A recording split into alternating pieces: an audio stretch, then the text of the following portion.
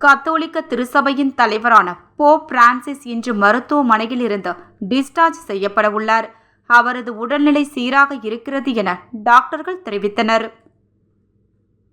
வாடிகனின் கத்தோலிக்க திருச்சபையின் தலைவரான போப் பிரான்சிஸ் 88 வயது முதுமை காரணமாக உடல்நலம் குன்றியுள்ளார்.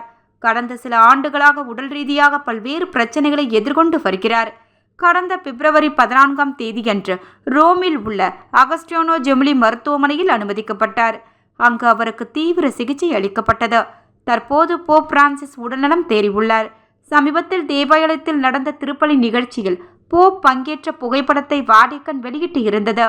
கத்தோலிக்க திருச்சபையின் தலைவரான போப் பிரான்சிஸ் இன்று மருத்துவமனையிலிருந்து டிஸ்சார்ஜ் செய்யப்பட உள்ளார்.